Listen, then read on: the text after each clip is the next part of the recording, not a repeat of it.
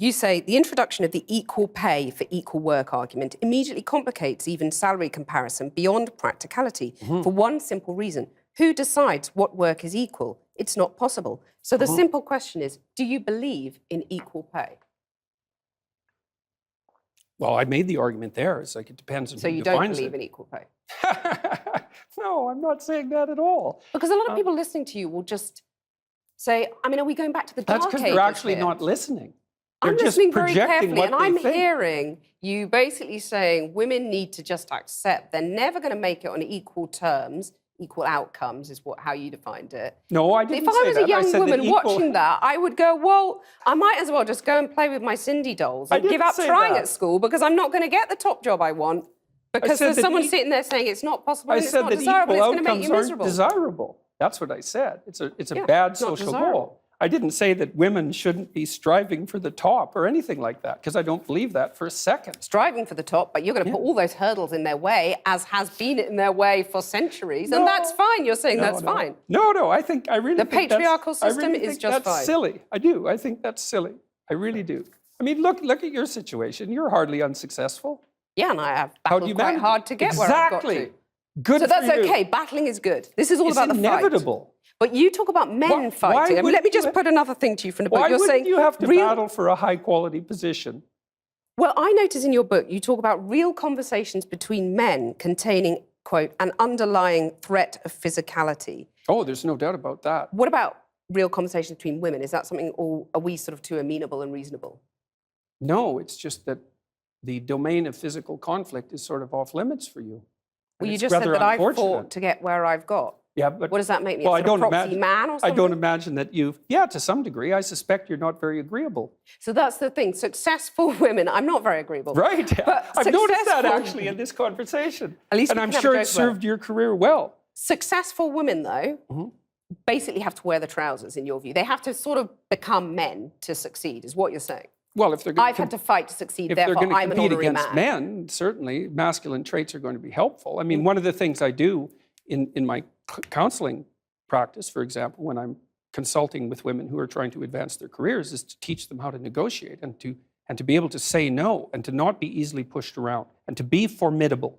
And you need to, if you're going to be successful, you need to be smart, conscientious, and tough. Well, here's a radical idea. Why don't the bosses adopt the male bosses, shall we say, adopt some female traits so that women don't have to fight and get their sharp elbows out for the pay rises? It's just accepted if they're doing the same job, they get the same pay. Well, I would say partly because it's not so easy to determine what constitutes the same job.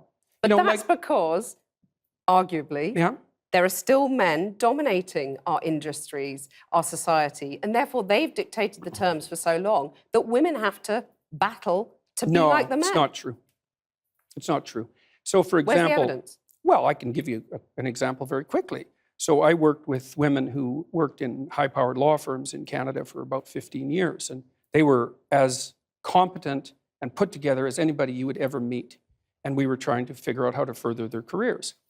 And there was a huge debate in Canadian society at that point that was basically ran along the same lines as your argument, is that if the law firms didn't use these masculine criteria, then perhaps women would do better. But the market sets the damn game. It's like... And the market is dominated by men. No, so it's not. It's not. You, the market is dominated by women. They make 80% of the consumer decisions.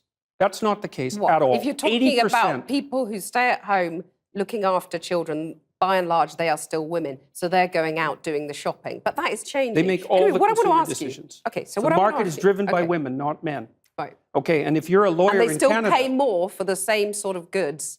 That's been proven, that men, you buy a blue bicycle helmet, it's going to cost less than a pink one. Anyway, we'll come on to that. It's partly because men are less agreeable. Right, so they won't put up with it. I want to ask you, is it not desirable to have some of those female traits you're talking about? I'd say that's a generalization, but you've used the words female traits. Is it not desirable to have some of them at the top of business? I mean, maybe there wouldn't have been a banking crisis. They don't predict success in the workplace.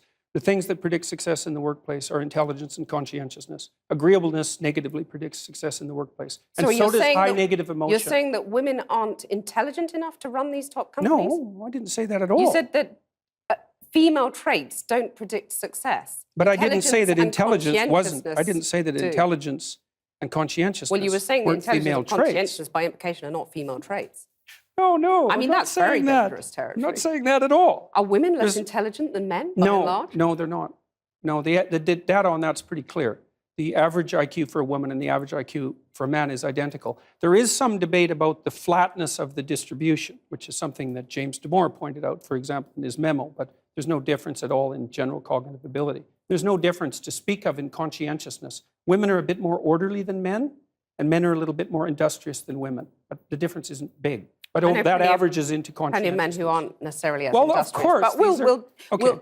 But no, female but you traits, asked me though, a why question. are they not... Feminine traits, Why let's are they say. not desirable at the top of... Feminine traits, why are they not desirable at the top of business? It's hard to say.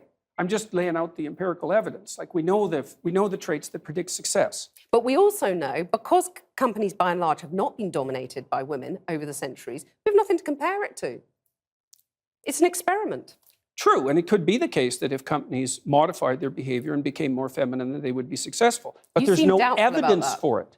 I'm not neither doubtful nor non-doubtful. There's no So evidence why for not it. give it a go, as the radical Because the evidence feminists would suggests, say? well, it's fine. If someone wants to start a company and make it more feminine and compassionate, let's say, and caring in its overall orientation towards its workers and towards the marketplace, then that's a perfectly reasonable experiment to run. My point is that there is no evidence that those traits predict success in the workplace. And there's Because it's this never evidence been is- tried. Well, that's not really the case. Women have been in the workplace for what? At least ever since I've been around, the representation of women in the workplace has been about 50%. So we've run the experiment for a fairly reasonable period of time, but not, certainly not for centuries.